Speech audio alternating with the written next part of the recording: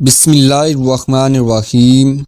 تاریخ سلطنت عثمانیہ سیریز کے ساتھ ہماری آج کی ویڈیو کا موضوع 3 براعظموں پر پھیلی عظیم سلطنت عثمانیہ کے 7ویں حکمران سلطان محمد فاتح یا سلطان محمد ثانی ہے۔ محمد ثانی 30 مارچ 1432 کو درنا میں پیدا ہوئے، جو اس وقت سلطنت عثمانیہ کا دارالحکومت تھا۔ آپ کے والد سلطان مراد ثانی اور والدہ ہما خاتون تھیں۔ 11 سال کی عمر میں محمد ثانی کو اماسکیہ بھیج دیا گیا، جہاں انہوں نے حکومت سنبھالنے کی تربیت حاصل کی۔ سلطان مراد ثانی نے 1444 میں شہزادے محمد فاتح کو سلطنت عثمانیہ کا سلطان بنا دیا، لیکن اس سے پہلے سلطان مراد ثانی نے دشمن ممالک اور صلیبی جنگجوؤں کے ساتھ صلح کے معاہدے کر لیے اور پھر اپنے بیٹے محمد فاتح کو تخت نشین کر دیا، جس کی عمر صرف 12 سال تھی۔ اب سلطنت عثمانیہ کا یہ شہزادہ سلطان محمد فاتح بن چکا تھا، لیکن پھر 1444 میں ٹربیول کی جنگ میں سلطنت عثمانیہ کے 10,000 سپاہی شہید ہو گئے، جو کہ سلطنت عثمانیہ کے لیے ایک بہت بڑا جھٹکا تھا،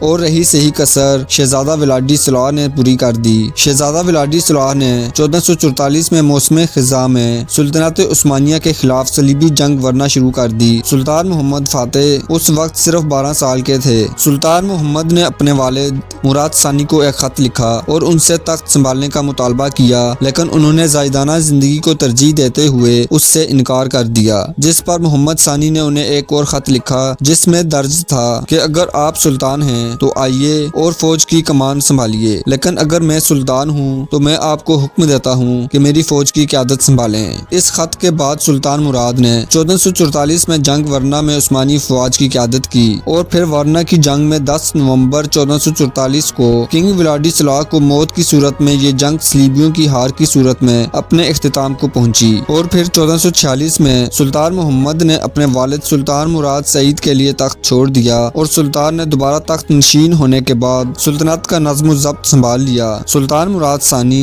3 فروری 1453 کو فوت ہوئے۔ آپ کی وفات کے بعد سلطان محمد ایک بار پھر تخت نشین ہوئے۔ سلطان فاتح محمد 1444 سے 1446 اور 1451 سے 1481 تک سلطنت عثمانیہ کے سلطان رہے۔ آپ سلطنت عثمانیہ کے 7ویں سلطان تھے۔ انہوں نے محض 21 سال کی عمر میں قسطنطنیہ فتح کر کے عیسائیوں کی بازنطینی سلطنت کا ہمیشہ کے لیے خاتمہ کر دیا۔ علم و ہنر کی سرپرستی۔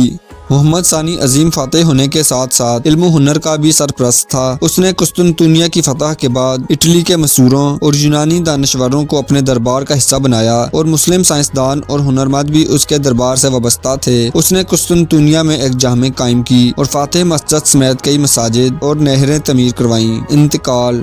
سلطان محمد فاتح 3 مئی 1481 کو انتقال کر گئے۔ ان کا مزار استنبول میں فاتح مسجد کے برابر میں ہے۔ محمد فاتح کی وفات کے بعد اس کا بیٹا بایزید ثانی تخت نشین ہوا، جس نے 30 سال حکومت کی۔